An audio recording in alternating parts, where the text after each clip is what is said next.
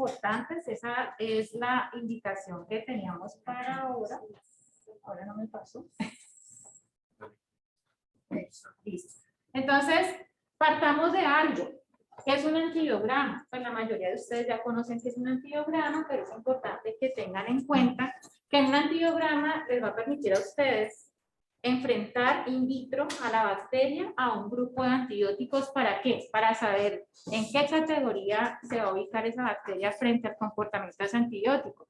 Cuando hablamos de pruebas de sensibilidad antimicrobiana hay diferentes métodos. Entonces, eso tiene mucho que ver con los resultados que les llegan a ustedes desde un cultivo ya identificado con las pruebas de sensibilidad. Hay unos métodos de discodifusión, ¿sí? Que nos da un resultado cualitativo.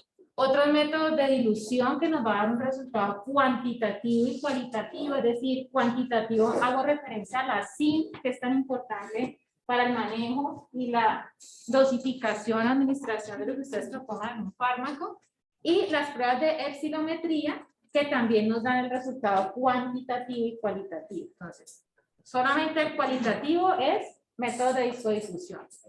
Cuando hablamos de estos métodos de prueba de susceptibilidad, todo está estandarizado con unos puntos de corte establecidos. Y hay dos entes reguladores a nivel internacional, los cuales son la CLCI y el grupo UCAS.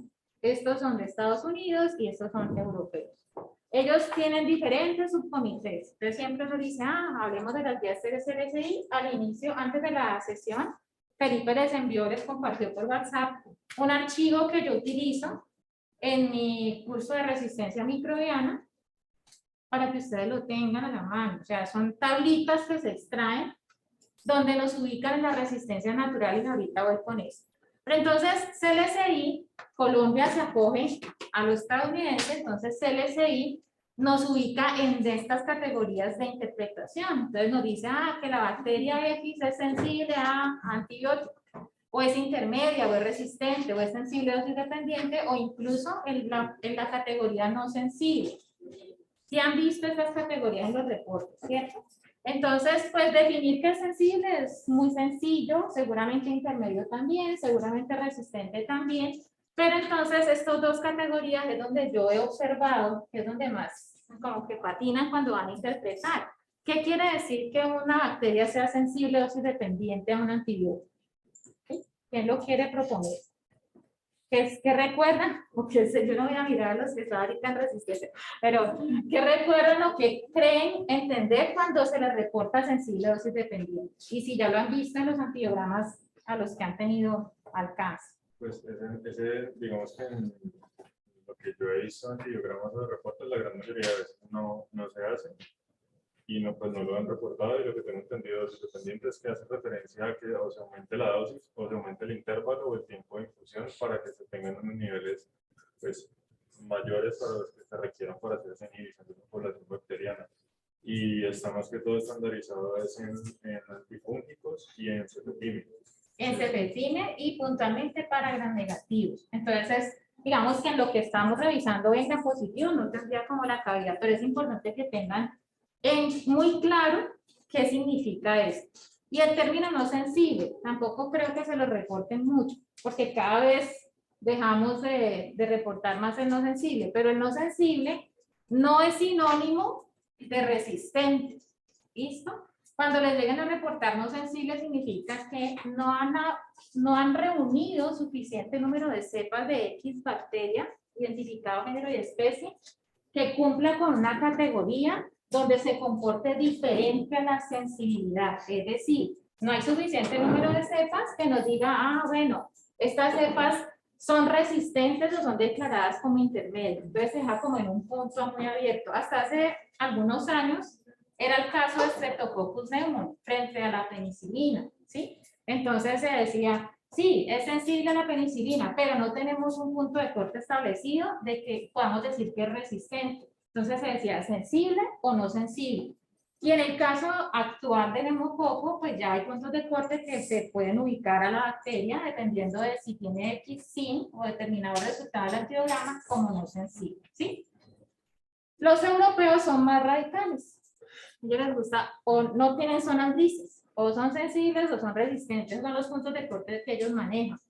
Y si uno ve en la evolución de la resistencia, de pronto esto les ha favorecido, pero no les ha evitado llegar a tener unos problemas de resistencia tan grandes como tiene el resto del mundo. Bueno, en CLCI, que ya dijimos que es donde se acogen las reglas que utilizamos en Colombia, si es por el método de discodifusión, simplemente ellos establecen unos puntos de corte donde si, por ejemplo, técnicamente hablando, el diámetro del halo de inhibición del antibiótico fue mayor a 20 o igual a 20, entonces lo consideran sensible y así se establecen esos puntos de corte.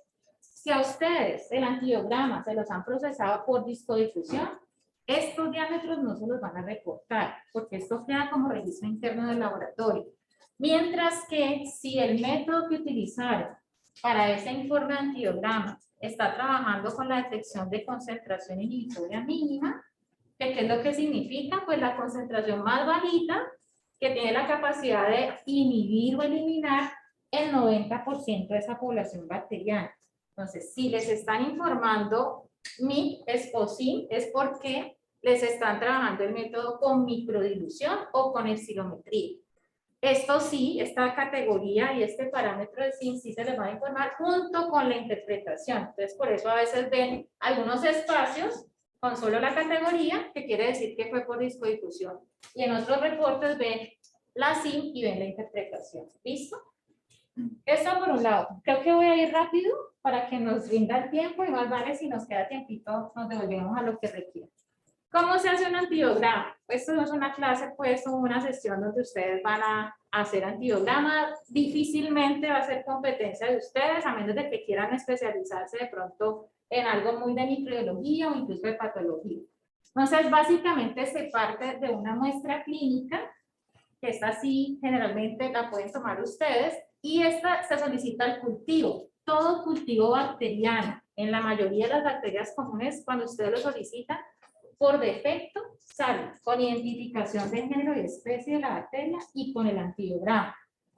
Solo hay algunos pocos cultivos en bacterias, como por ejemplo cuando estamos trabajando cultivos para tuberculosis, para micobacterium, que sería pues ya otra historia aparte.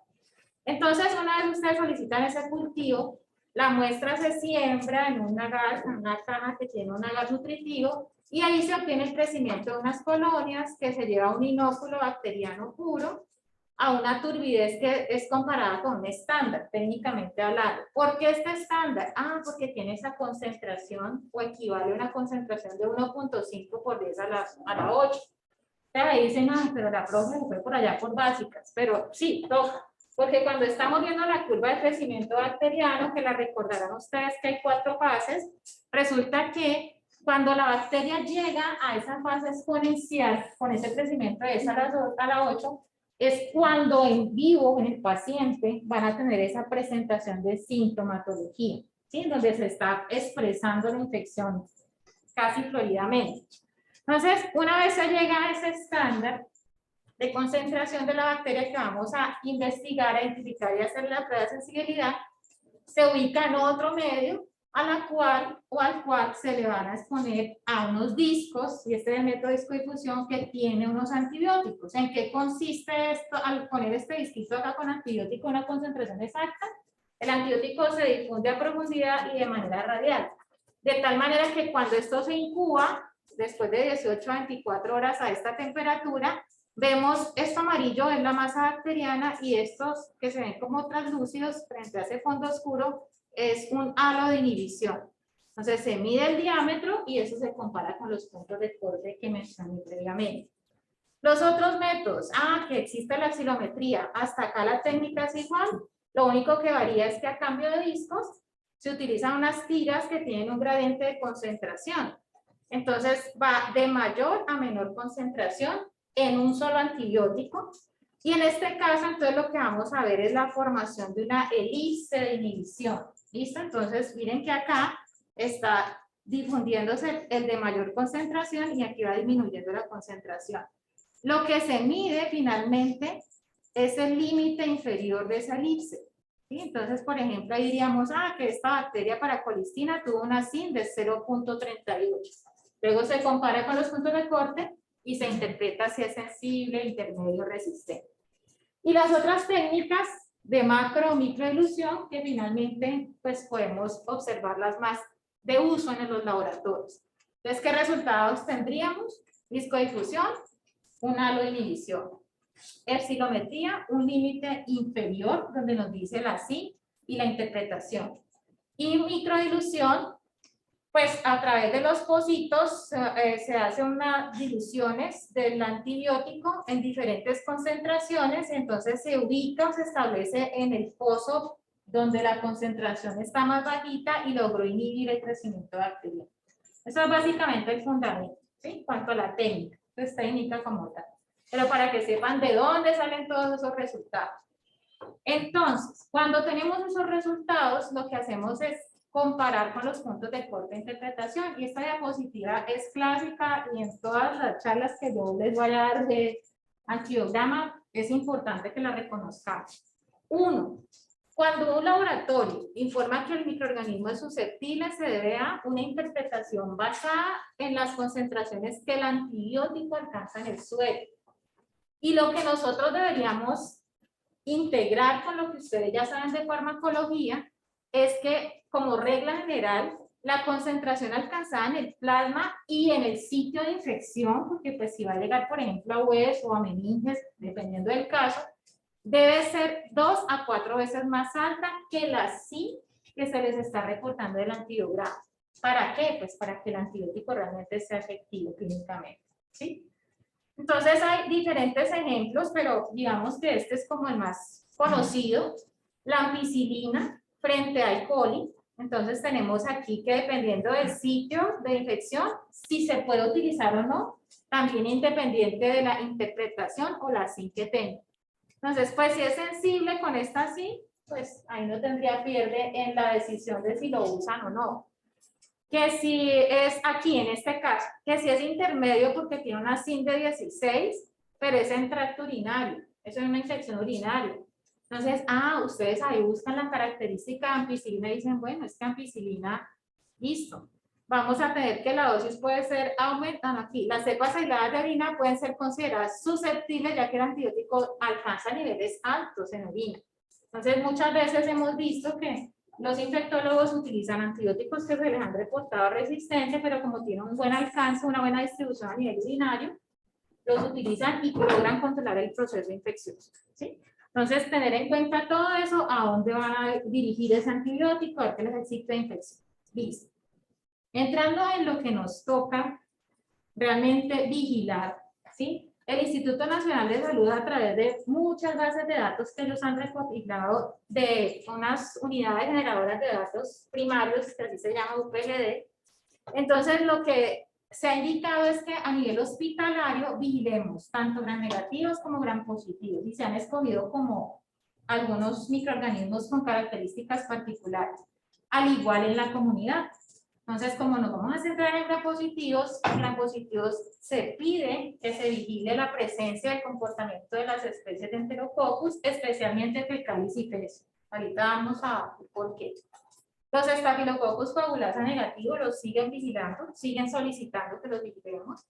El famoso Staphylococcus aureus meticino resistente y aquellos que de pronto haya sospecha de que sean heterogéneamente resistentes a vancomicina.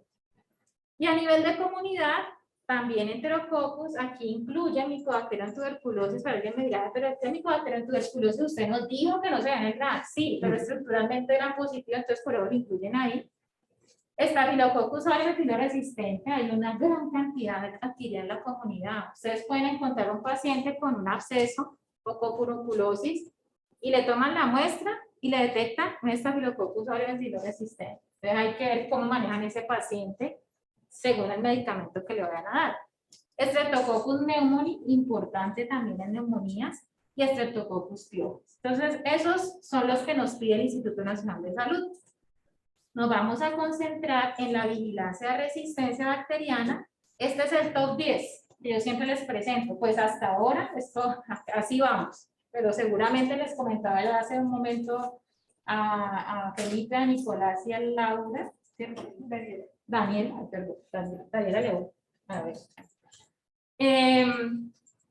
Que con lo de la pandemia, vamos a ver en un año las resistencias que se han generado. ¿Debido a qué? Pues al temor, al afán de buscar un antimicrobiano que pudiera controlar el virus. Entonces vamos a ver resistencia a citromicina, a claritromicina, a la hidroxicloroquina, a la botericina B, a los antirretrovirales. Entonces es un panorama un poco triste. Y nos vamos a ubicar de estos gram positivos, aquí yo siempre les pongo mensajitos subliminales en azules para que se acuerden de por qué son gram positivos estos 5 primeros. Entonces, la idea es revisar el patrón que ustedes deben de, aquí bajo un poco la velocidad, deben de encontrar en el antibiograma y cuál prueba complementaria pueden utilizar para determinar qué resistencia tiene. Empecemos con el primero, Staphylococcus aureus y Staphylococcus lugdunensis versus el comportamiento de oxacilina y cefoxitina. Esta tabla sigue vigente a pesar de que sea de hace ya una década. Entonces tenemos el patrón de Staphylococcus aureus, vamos a concentrarnos en este hay que vigilarlo, pero es menos frecuente en nuestro medio. Enfrentamos a la bacteria tanto a oxacilina como a cefoxitina. Si es sensible los dos, pues no tiene ningún mecanismo de resistencia, la prevalencia logra ser común, estamos 50 y 50 todavía, y obviamente hay que reportarlo como sensible a oxacilina. Si tenemos resistente a ambos, tampoco tenemos pierde. Generalmente el mecanismo de resistencia es mediado por el cassette cromosomal, el MECA. ¿Qué hace este cassette cromosomal? Lo que hace es hacer un cambio, o sea, generar un cambio a nivel de las PVP. Recuerden que las PVP o PVP son las proteínas de la penicilina. ¿A dónde va a llegar quién? El beta-lactano, ¿cierto? Si estamos hablando de oxacilina, es un beta-lactano. Entonces, este también es común en cuanto a prevalencia. Igual sería un patrón homogéneo porque es resistente tanto a oxa como a cefoxitina. ¿Cómo se los deben de reportar o cómo lo deben interpretar ustedes? Como resistente. ¿Listo? Si, por ejemplo, da resistente a oxa y sensible a cefoxitina, lo más posible, lo más probable es que sea una baja expresión del cassette cromosomal del MECA. Esto ha cambiado ya porque se han descrito otros tipos de cassette cromosomales, el MEC-C y otras variantes allí. Pero igual van a hacer lo mismo. ¿Qué van a alterar? El sitio blanco farmacológico de estas meticilinas. Entonces, ¿es infrecuente? Sí. Pero ahorita les cuento una historia que dice, bueno, pues toca medir los dos definitivamente y se debe reportar como resistente. Si da al contrario, sensible a oxa, resistente a cefoxitina, puede ser por cambios en la PVP, igual está alterando el blanco farmacológico, por hiperproducción de beta-lactamasas o lo que se llamaba antiguamente como borderline MBCA. ¿Es raro? Sí. Tan raro como infrecuente, sí, pero igual hay que reportarlo como resistente a la oxacilina. Entonces, en cualquiera de los 3 escenarios, con que uno de los dos es resistente, lo debemos tomar como resistente a oxacilina. ¿Qué pasaba en ese momento? Que estaba aprobado hacer discodifusión, entonces veíamos en el discodifusión oxa resistente, cefoxitin resistente, o oxa resistente, cefoxitin sensible, o viceversa, ¿sí? Desde el 2012, CLCI indicó, no se vuelve a probar la oxacilina por discodifusión. Si la queremos probar, entonces vamos, bueno, se me olvidó decirles, o otros ya lo saben, cefoxitin es un indicador fuerte de que hay presencia del MECA, ¿cierto? Entonces, por eso se prueba cefoxitin también, aparte de la oxacilina. Entonces, en ese momento se dijo, no se vuelve a probar oxacilina para Staphylococcus aureus por el método de discodifusión. Si se prueba, se tiene que probar por zinc, por detección de zinc, al igual que cefoxitin. Pero en muchas instituciones empezaron a probar solamente cefoxitin por discodifusión. ¿Y qué pasaba entonces con eso? Pues que se empezaron a ver, esta es parte de un resultado de un objetivo de la tesis que yo hice, y resulta que pues ahí pretendía determinar un perfil fenotípico que me dijera hacia la vancomicina, pero encontramos otros datos bien interesantes. De 394 aislamientos de Staphylococcus aureus resistente, frente a cefoxitina y oxacilina se obtuvo este resultado. Comparado con otros estudios, digamos que nos fue muy bien en el sentido de que los porcentajes eran más pequeños. Pero encontramos que el patrón homogéneo, donde era oxa resistente, cefoxitin resistente, era acerca, pues casi al 97%. Pero había un 2.5% donde oxa era resistente, esto probado por SIMS, los dos, y cefoxitin era sensible, ¿sí? Y había un 0.8% donde oxa era sensible y cefoxitin era resistente. Entonces, ¿qué pasaba en esas instituciones donde nosotros hubiéramos probado solamente el marcador cefoxitin? Aparecía como sensible. Y un 2.5% no es nada despreciable. O sea, si hubiera generado una falla terapéutica en esos pacientes, así fuera un número en porcentaje pequeño, pero nunca podemos decir que no es un porcentaje considerable. Entonces, de ahí la recomendación, y eso ya va muy de la mano con los comités de infecciones al interior de cada institución, la recomendación desde mi punto de vista, basada en esta experiencia y en muchos otros estudios que hay que lo comprueban, es que se prueben los dos discos, o sea, los dos antibióticos por concentración inhibitoria mínima y que se los reporten los dos. ¿Listo? Entonces, ¿cuáles mecanismos de resistencia podemos encontrar cuando hablamos de un Staphylococcus aureus meticino resistente? Ya probado. Entonces, la resistencia a los betalactámicos, entonces puede ser resistencia a penicilina o resistencia a la meticilina. Si es a penicilina, pues ya ustedes lo conocen más, se produce una enzima que generalmente es una betalactamasa o llamada también penicilinasa, que la bacteria expresa en medio extracelular y ni siquiera deja entrar el antibiótico. Apenas lo censa, adiós antibiótico.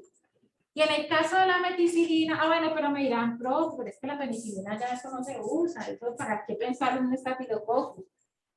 Sí, no se usa tanto, pero todavía tenemos un 5% de estafilococcus aureus que es sensible a penicilina y a todos los otros betalactámicos.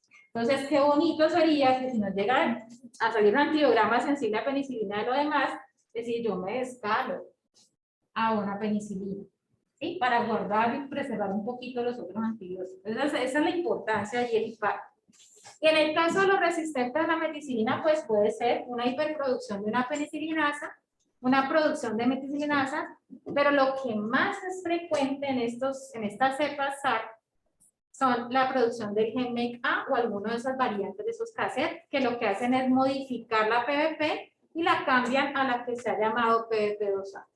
Entonces llega el antibiótico y no es capaz de unirse, porque el mecanismo que indicó la bacteria, ¿cuál es? Cambio del cambio farmacológico. El cambio del tracto farmacológico. ¿Listo? Hubo un cambio estructural ahí en la bacteria. ¿Sí? ¿Vamos bien allí?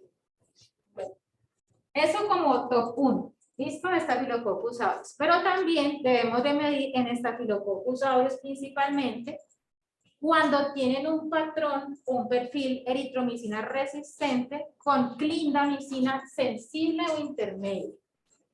Si ustedes tienen este resultado en un antibiograma, el resultado del antibiograma debería salir acompañado con una prueba complementaria que se llama test D. ¿Listo? ¿Qué es el test D rápidamente? Pues es para medir si hay una resistencia inducible a la clindamicina mediada por ¿quién? Por la eritromicina. Para que recuerden un poquito. Hay diferentes formas en que las bacterias producen enzimas. Entonces, estas enzimas que van a hidrolizar X antibiótico pueden ser inducibles o constitutivas. ¿Cuándo hablamos de inducible? Cuando la bacteria tiene su gen ahí listico para producir la enzima, pero solamente la produce cuando está frente a un estímulo, que puede ser o el mismo antibiótico u otro antibiótico. ¿Listo? Y cuando hablamos de constitutivas, pues la bacteria que siempre está expresando esa enzima, que no depende del estímulo, ¿vale? Entonces, ¿en qué consiste esta prueba rápidamente? ¿Y por qué se llama el test D? Bueno, ¿por qué llama el test D? Ustedes sí ven que aquí este halo de inhibición está distorsionado y forma como una letra D. Pues quien la describió, que la validó, dijo, se va a llamar test D por esa razón, simplemente.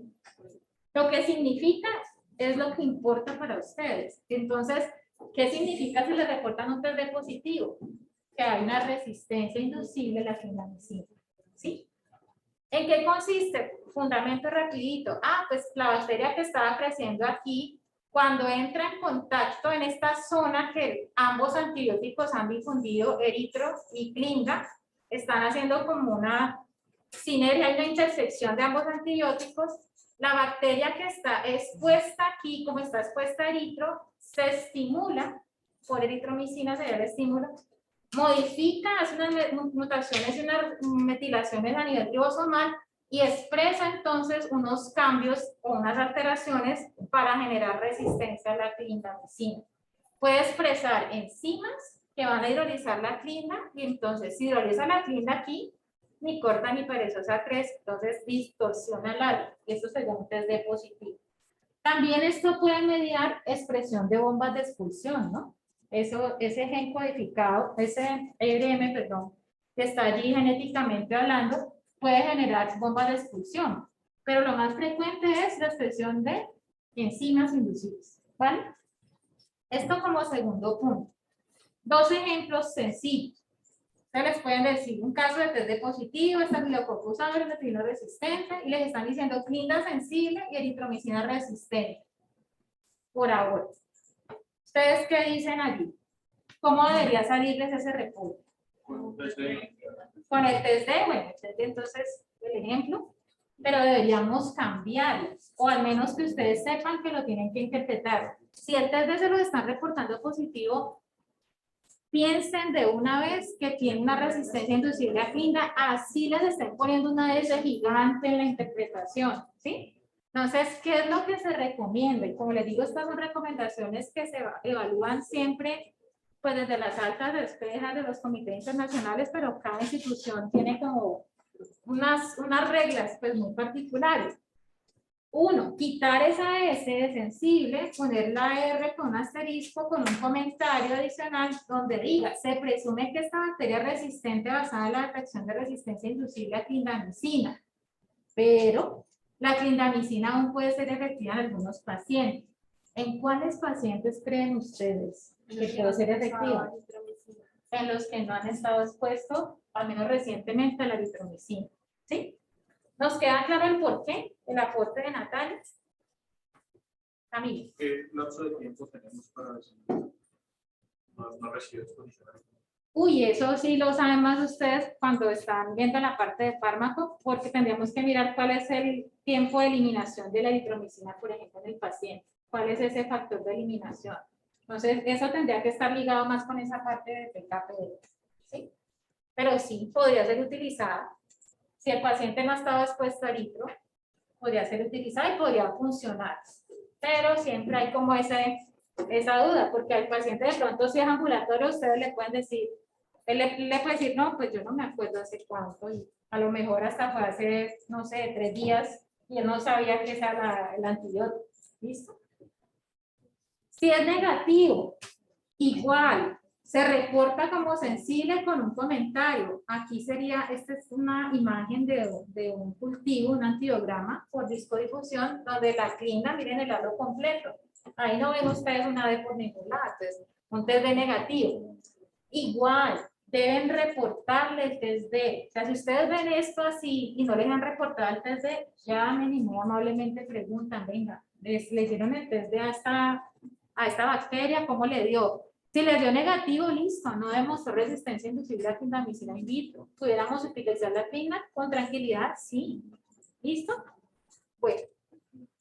¿Cómo lo explicamos? Pues en cierta manera ya lo habíamos mencionado. Recuerden que hacen unas mutaciones y metilaciones del RNA ribosomal, entonces puede llegar a afectar a diferentes antibióticos, pero en este caso la resistencia inducible es que como cambia a nivel de ribosomal, lo que hace es expresar unas enzimas alteradas que van a dañar la clindamicina ante el estímulo de eritromicina.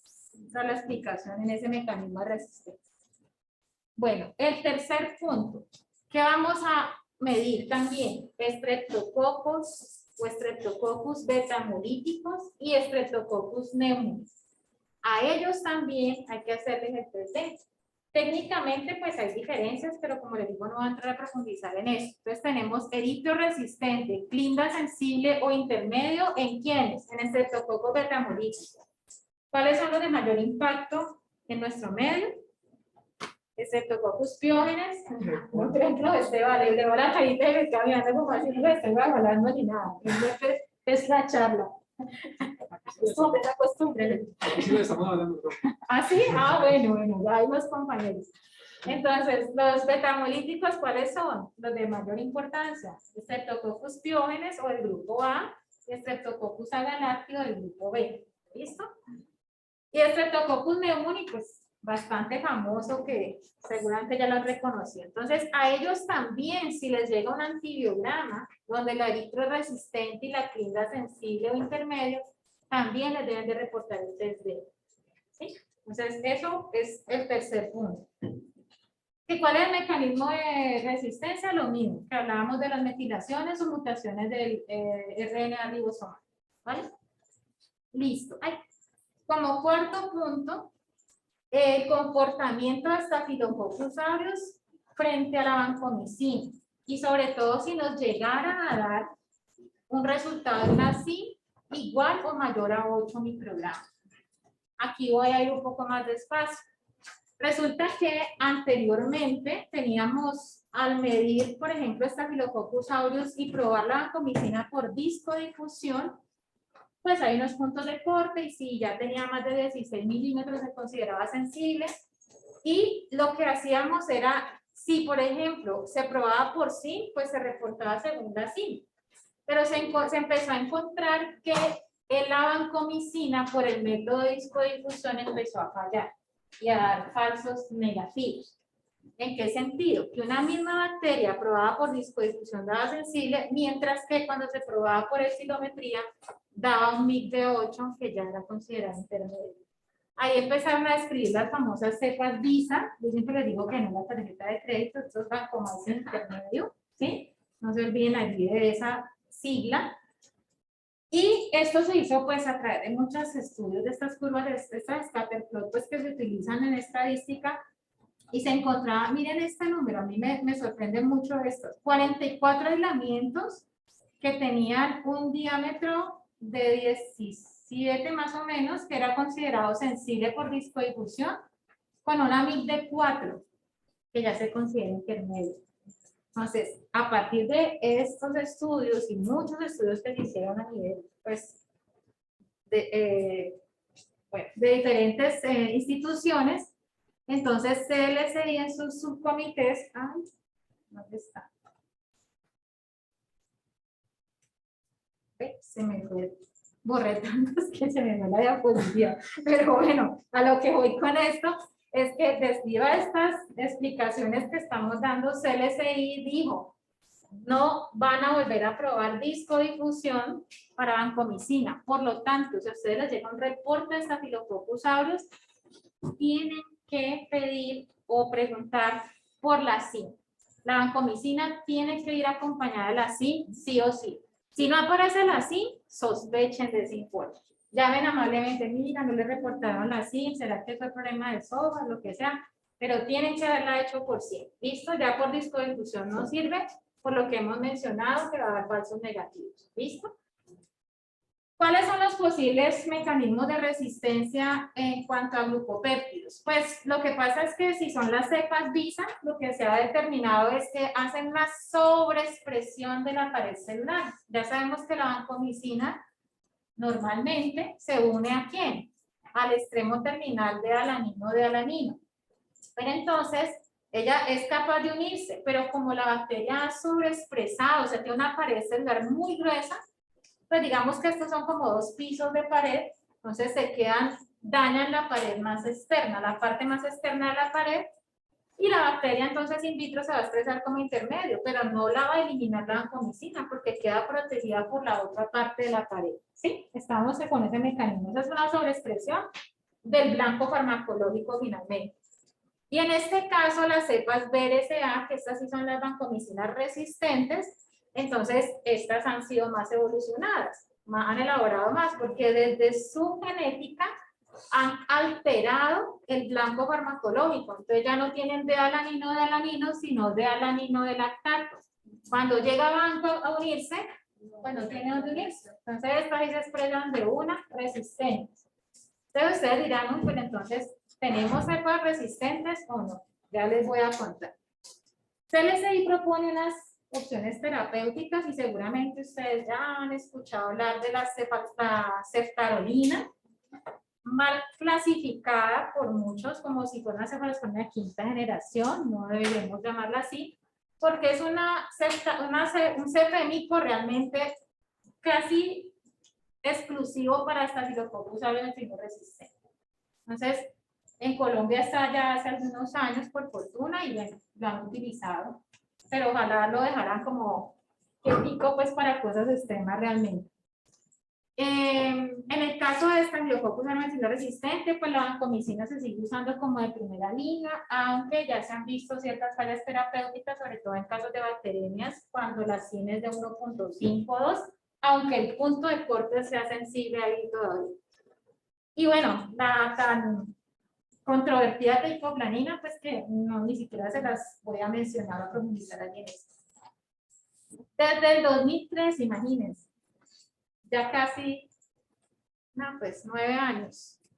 La alerta epidemiológica de Staphylococcus aureus que sacó la Organización Panamericana de la Salud, el primer hallazgo de Staphylococcus aureus resistente a vancomicina en Brasil, fue el primero en América Latina. Y de ahí, entonces, vinieron unos eventos a nivel mundial, donde conglomeraba gente, 2014, la Copa Mundial de Fútbol, luego en el 2016 los Juegos Olímpicos, y bueno, desde esa fecha, todas las instituciones han estado en alerta naranja, pues pensando en que pudieran haber casos, pero hasta la fecha en Colombia, por fortuna, no hay registros de Staphylococcus aureus resistentes a vancomicina. Por fortuna no tenemos todavía esa cepa. No ha llegado, no sé cómo no ha llegado, pero no, ya está más que confirmado, la verdad. Pues uno como que a veces lo duda, pero no ha llegado. Han habido unos envíos de cepas al Instituto Nacional de Salud para confirmar molecularmente, pero lo que se ha determinado es que los aislamientos sospechosos de resistencia a vancomicina no estaban puros, estaban mezclados con gram negativos. De los gram negativos, naturalmente, son resistentes a la vancomicina, ¿vale? Entonces, bueno. Esto está, digamos, bien, ¿cierto? Ese es el tercero. El cuarto punto, perdón, ese es el cuarto, no, porque es que este también es para vancomicina, si no, vamos en el cuarto, ¿verdad? El cuarto, que son los Staphylococcus aureus y Enterococcus resistentes a banco, es que van como de la mano, además porque han tenido cierta transferencia de material genético y Enterococcus fue el primero en hacer resistencia a banco y las cepas que se han reportado en otros países han visto que ha tenido nexo con el Enterococcus, está ahí con malas compañías. Entonces, de Enterococcus, ¿cuáles son los de trascendencia clínica? Enterococcus fecalis y fesum. Son las dos especies que deberíamos vigilar más a nivel clínico. Resistentes a vancomicina, esta diapositiva pues la tengo siempre, esto lleva muchos años, ya más de 20 años aquí. Importante el efecto de los enterococcus a nivel de morbilidad, el impacto que tiene de morbilidad y mortalidad, el alto costo hospitalario y el riesgo de diseminación se ha incrementado. ¿Por qué? Pues por lo mismo que hemos visto con otros microorganismos, estancias hospitalarias largas, uso de antimicrobianos de amplio espectro, el que no tengan la capacidad de decir, venga, si el antibiograma me salió sensible, yo me descalo, o si me salió con una infección monomicrobiana, entonces yo le puedo quitar un antibiótico que era para un gram positivo y dejar solamente el de gram negativo, cosas como eso. Y claramente, pues, un inadecuado control de infecciones.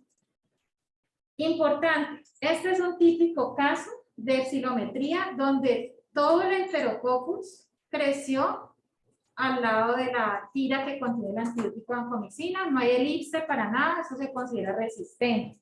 Entonces aquí yo siempre les hago un llamado de atención, esto es viejo ya porque es del 2014, y aquí nos dan ganas de asustarnos como Pascal en esa película, en el sentido de que ya desde esa fecha se han encontrado cepas de Enterococcus que cuando se les hace la prueba de la vancomicina, miren, estos punticos que ustedes ven aquí son las colonias bacterianas. Crecen justo donde se ha difundido en mayor cantidad el antibiótico.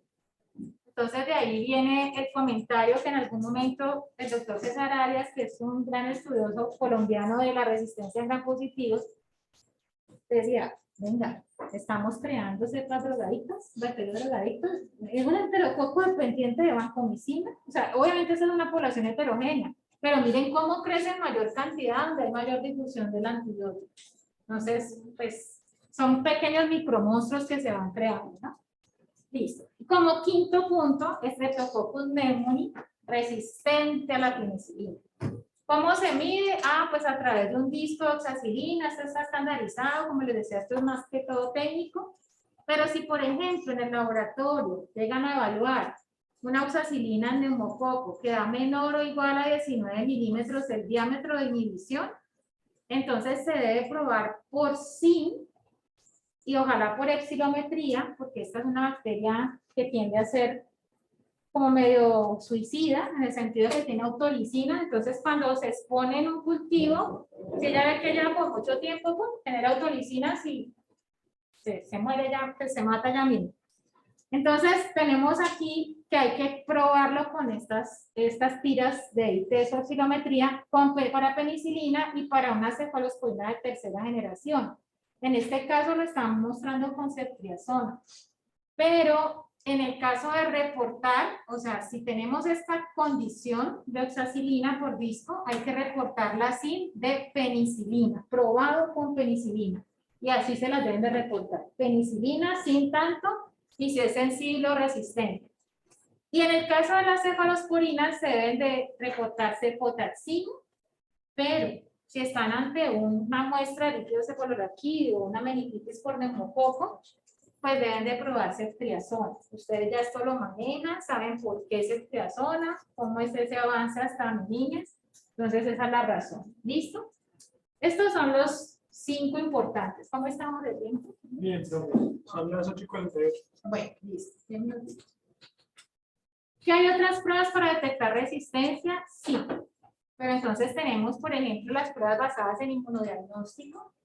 Hay unas técnicas que son de aglutinación por látex, sencillitas de hacer, que detectan básicamente, digamos que unas proteínas, o como si fueran antígenos, las detectan de esa forma, o pruebas de flujo lateral, que son esas pruebas de inmunocromatografía. Yo creo que algunos les han tenido que hacer, por ejemplo, la evaluación de antígeno de SARS, esta sí, SARS-CoV-2, ¿sí? Y han visto de pronto la tirita, o las pruebas caseras de embarazo, esas son de inmunocromatografía o flujo lateral. Y estas se basan en que contienen anticuerpos monoclonales dirigidos contra ¿qué? Pues contra la enzima que queremos detectar. Entonces eso ha dado mucho la mano en los últimos 2 años y pues son rápidas, son oportunas, fáciles de complementar. Y obviamente la reacción en cadena polimerasa que ustedes seguramente conocen, el Ginester, ¿sí? Declara no conflicto de intereses con ninguna casa comercial, pero este ha sido un equipo que ha tenido mucha utilidad. Yo creería que todas las instituciones ya lo tienen, ¿sí? Entonces, que a partir incluso de una muestra clínica se pueden procesar y detectar. Entonces, por ejemplo, hablando de gram positivos, ellos tienen diferentes pruebas. Este caso es un ejemplo de a partir de una muestra de hemocultivo positivo, o sea, todos habrán tomado en algún momento una botellita de hemocultivo, son las botellitas, un equipo automatizado, salió positiva la botella, la muestra, se extrae la muestra de ese cultivo líquido y se ubica en un proceso pues de esta reacción en cadena de la polimerasa, la PCR, y a partir de ese reactivo se puede observar amplificación 1. Si tiene Staphylococcus aureus la muestra, identificación específica de Staphylococcus aureus, y además de eso, si es Staphylococcus aureus meticilina resistente. Entonces, a partir de pues, procesos dentro de un termociclador, entonces se detectan diferentes, a través de sondas, se detecta la amplificación de ese material genético. ¿Listo? Bueno. Importante también, la resistencia intrínseca o natural. En el caso, miren, yo jamás, en ningún nivel, ni de pregrado, ni de posgrado, ni los celos de infectología, nadie se va a memorizar las resistencias intrínsecas o naturales. Si uno se encuentra con una bacteria que tiene resistencias naturales, pues ustedes si la sospechan, dirán, yo creo que esta infección de este paciente es por un Staphylococcus aureus. Digamos que es la impresión diagnóstica. Generan el tratamiento empírico, pero es importante que tengan a la mano y por eso pues Felipe se los compartió un archivito que yo les utilizo en el curso de herramientas que tiene ahí las tablitas de resistencia y que conozcan, pues si tengo la sospecha, venga yo mira que es resistente naturalmente, no vaya a ser que de un tratamiento antibiótico empírico y que realmente no le vaya a servir y que entre perdiendo, ¿sí? Entonces, por ejemplo, en Staphylococcus, pues ante estos 3 antibióticos que están aquí, estas especies de estafilo no presentan resistencia, pero ojo con los tienen otro. Entonces aquí voy a quedarme en este primero. Las bacterias gram positivas, ojo, ahí están generalizando, son también intrínsecamente resistentes a astreonal, polimixina B, colistina y ácido nalgícico. Entonces, si estamos pensando tratar un gram positivo con colistina, pues estamos perdiendo. Entonces, ojo con eso. Si lo conocemos, pues ya sé que no le va a servir, ¿sí? Ya luego cuando hagan la terapia dirigida, pues con el antibiograma ya que lo han leído. Otro punto importante, ojo, todos los Staphylococcus aureus que sean resistentes a ampicilina e incluso aquellos coagulasa negativos que sean metilino resistentes, son considerados resistentes a otros betalactámicos. Por ejemplo, penicilinas, combinaciones de betalactámicos con niveles de betalactamasas, cefémicos, con excepción obviamente de las cefalosporinas que son dirigidas contra RCA, y carbapenémicos. Miren, es más frecuente de lo que uno cree y a veces uno dice, pues es que el tema de SARA está ya muy traqueado y yo creo que ya todo el mundo lo tiene claro. Pero se han visto casos de que se remiten, por ejemplo, un paciente con una, bueno, no sé, con una infección X por Staphylococcus aureus resistente y lo remiten con meropenem. Entonces uno dice, ¿pero por qué le están poniendo meropenem si es un metilino resistente? No, porque es que es de amplio espectro, pero es que es un metilino resistente. Entonces, ojo con eso. O sea, esas experiencias que suenan como anecdóticas y uno dice, bueno, ¿será mentira que me está diciendo la PRO? No, sucede realmente. Entonces, ojo con eso. Estas normas son importantes que ustedes las conozcan. No es para que las memoricen, pero sí las tengan ahí, sepan dónde las van a consultar. Por otra parte, del género Enterococcus. Estas 2 especies son las de trascendencia clínica, pero hay casos de infecciones de pacientes por Enterococcus gallinarum o Caseliclaus que naturalmente son resistentes a las vancomicinas. Entonces, nos entraríamos perdiendo si estamos frente a ese microorganismo. Y una cosa muy importante también es que todo el género Enterococcus es resistente, o bueno, puede ser activo in vitro, pero no efectivo clínicamente. No les sirven las cefalosporinas ni los aminoglucósidos, a menos de que sean esos de concentraciones altas. No sé si han tenido la oportunidad de ver un reporte de Enterococcus que diga, por ejemplo, gentamicina y hay SYN, como sinérgica, ¿no? No sé si lo han visto, o que diga alta dosis.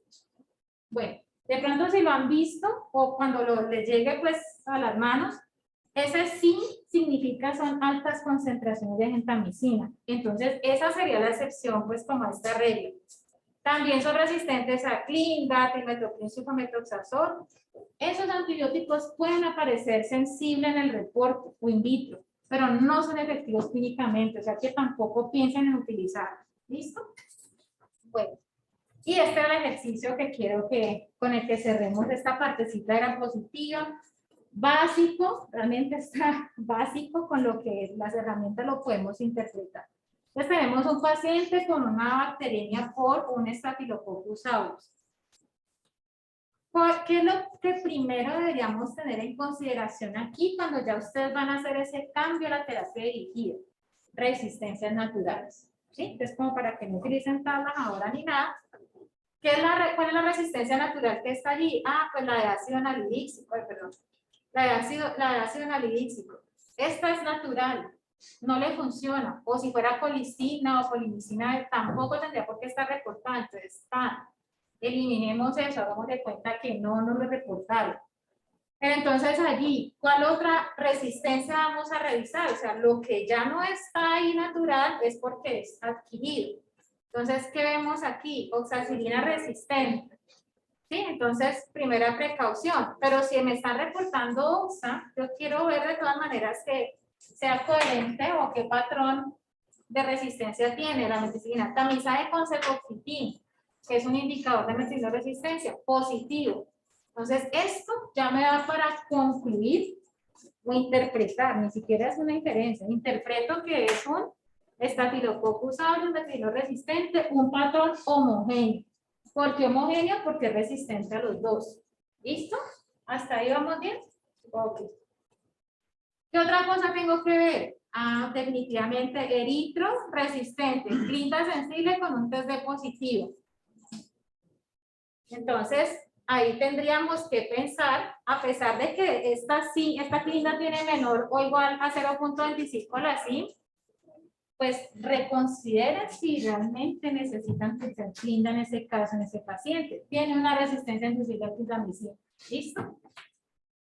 ¿Qué otra cosa podemos detectar aquí que nos llame la atención? No hay SIM de banco. Muy bien, entonces hay que llamar a pedir la SIM de banco. ¿Listo? ¿Alguna otra cosa que se nos queda aquí pendiente? Ah, bueno. ¿La qué? ¿Qué resistente a trimetoprim-sulfa? Pues si ustedes me preguntan, digamos actualmente el uso de trimetoprim-sulfa a nivel sistémico está como más restringido a un gran negativo no fermentador, que es estenotropomona, que no es lo más frecuente en nuestro medio. Aunque por ahí he estado viendo algunos resultados de otras instituciones y está aumentando de manera extraña la presencia de estenotrophomonas allí en las muestras de los pacientes. Entonces algo hay que revisar porque eso es más como ambiental y muy asociado, por ejemplo, a infecciones relacionadas con algunos productos, ya sean soluciones salinas o algo que ha tenido algún problema en el control de calidad. Entonces, si me preguntan, no, pues Staphylococcus aureus es una bacteria. Si llegara a ser sensible a trimetoprim, pues yo no es recomendable. Si fuera un tejido blando y fuera sensible, ay, sí, lo pensaría. Puede funcionar desde que haya un buen manejo de debridamiento de ese tejido. ¿Listo? Entonces, ¿cuál sería el mecanismo de resistencia para trimetoprim-sulfa? No hay pruebas fenotípicas que nos lo permitan confirmar, pero se establece mediante estudios que puede ser la sobreexpresión del PABA. ¿Cómo actúa trimetoprim-sulfa? Esto es otra cosa que yo les doy mucha lora a los estudiantes de resistencia, que tienen que saberse los mecanismos de acción de los antibióticos, claramente. Y si ustedes se saben los mecanismos de acción, aunque sean de manera general de los antibióticos, pues van a poder inferir el mecanismo de resistencia que está presente en esa bacteria. Entonces tenemos que puede ser una sobreexpresión del PABA por el sulfamethoxazol o puede ser una alteración de hidrofolato reductasa por el trimetoprim. Pero eso pues ya pues más allá dentro de lo que se conoce. ¿Listo? Entonces este era como el ejercicio. Y quiero recomendarles esta mnemotecnia. Seguramente algunos ya la conocen, ya la han visto en las instituciones donde están rotando, la mnemotecnia del grupo escape. La original viene con K, pero algunas instituciones aquí en Colombia decidieron poner la C para incluir este gran positivo, que hace referencia a clostridioides difíciles, específicamente la cepa toxigénica. ¿Por qué tiene tanto impacto? A ver qué recuerdan. ¿No recuerdan el Clostridium? Anteriormente llamaba Clostridium. Sí, Clostridium difficile. sí. Es un medicamento. ¿Ya dice? La diarrea es creo que asociada a los antibióticos. Entonces, estas diarreas asociadas a antibióticos producidas por esta cepa toxigénica de Clostridioides difficile, obviamente es porque han hecho presión sobre esta población bacteriana a punta de antibióticos de amplio espectro. Se arrasa la microbiota intestinal que nos ayuda y entonces prevalece esta cepa toxigénica y es de muy fácil transmisión a nivel intrahospitalario. Entonces, para vigilar a nivel intrahospitalario el grupo escape, los que están en rojito gran negativos, eso ya sé que lo van a revisar más adelante con Nicolás y con Felipe. Los gram positivos aquí sería la S, Staphylococcus aureus resistente, el Clostridium cepa toxigénica, que ahí lo que nos interesa no es tanto ver la resistencia, sino la diseminación, ¿no? O sea, la capacidad toxigénica que tiene la bacteria porque llega a producir colitis pseudomembranosa. ¿Listo? Y obviamente, Enterococcus faecium fecalis resistente a la comisión. Eso para que lo recuerden, no se les olvide esta hemoteca. Y lo que queremos es llegar a esto. Miren, esto no es nuevo, muchachos. O sea, cuando salió este artículo publicado, pues sí, una necesidad clínica, lectura interpretada del antibiograma. ¿A qué nos han acostumbrado?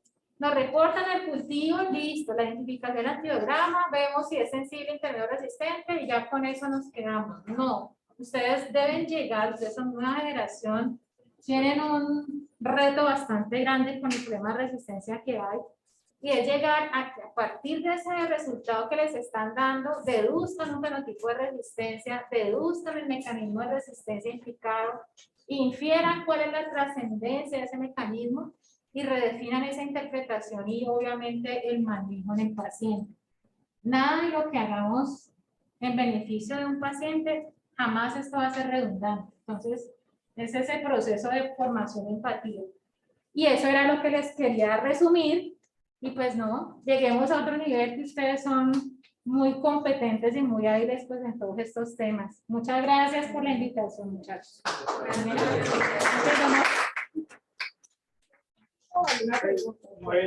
Eso ya depende de ti. No tengo problema. Sí. Si Ok. hay preguntas o no hay ningún problema. Podemos resolverlas.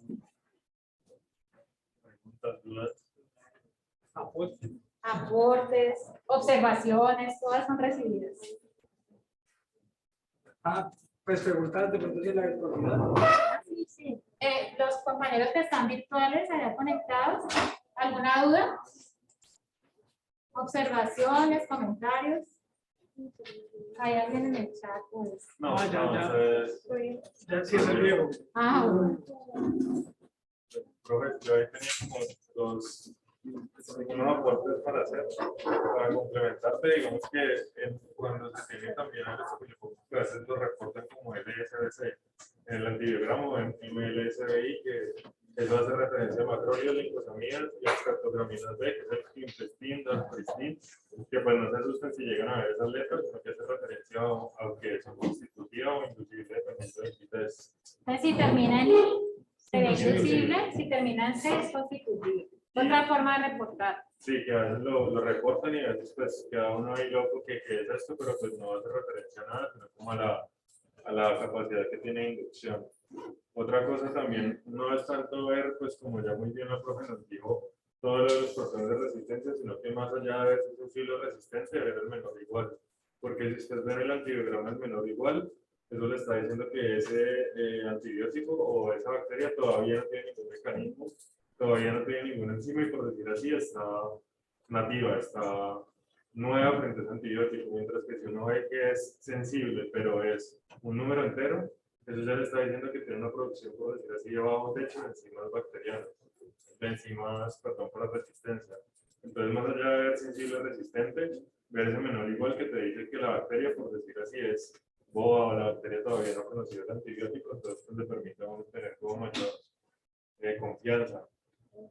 Y lo otro con el Enterococcus faecium fecalis, como ya muy bien nativa la profe, ese es de vital importancia porque el Enterococcus fecalis faecium es el que tiene la capacidad de pasar el estafilococcus, el Pili-Vana y el Plasmid Vana, perdón, que es el que le va a permitir esa resistencia al estafilococo. Entonces esa es la gran importancia que tiene el Enterococcus fecalis faecium por su Vana, que es el agente que va a codificar para que tenga esa resistencia.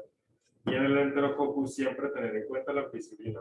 Si usted ve un antibiograma de Enterococcus que no tiene ampicilina, ya me la pide, porque dentro de los principales esquemas terapéuticos con Enterococcus está la ampicilina. Y si usted tiene la facilidad, como nos dijo la profe, que tiene un estafilococo sensible a penicilina, pues le das penicilina para que te va a seguir con vancomicina y tiene la posibilidad de ahorrar vancomicina.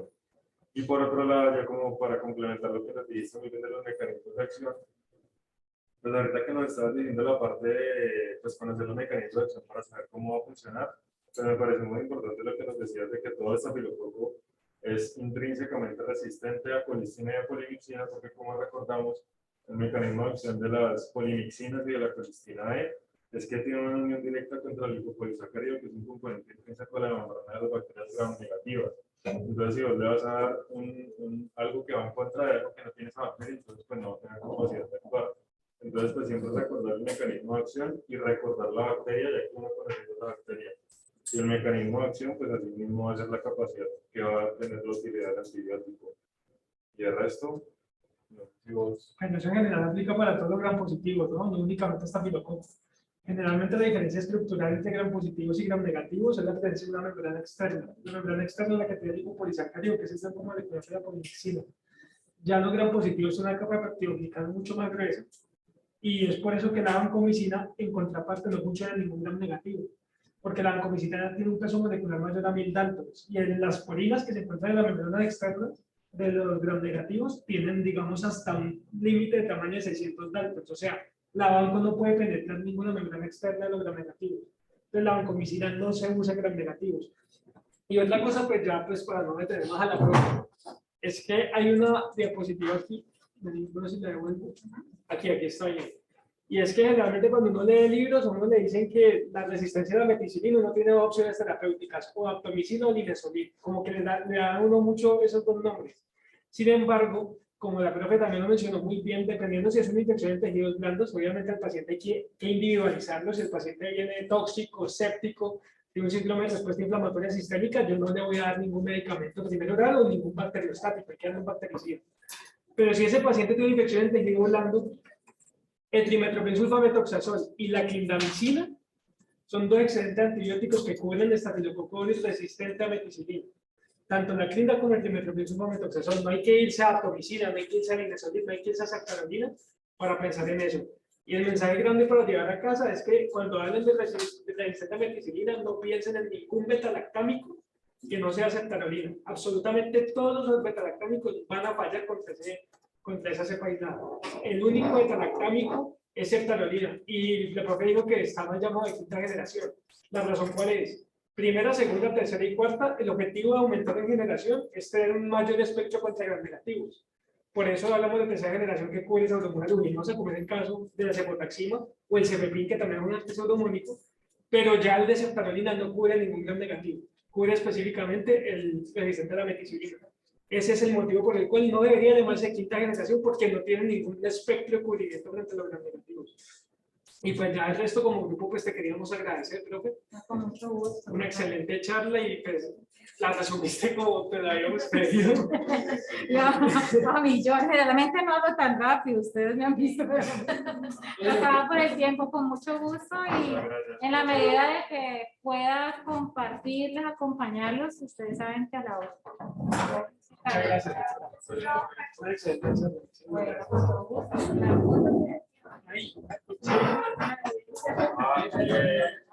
Asistencia con fotos.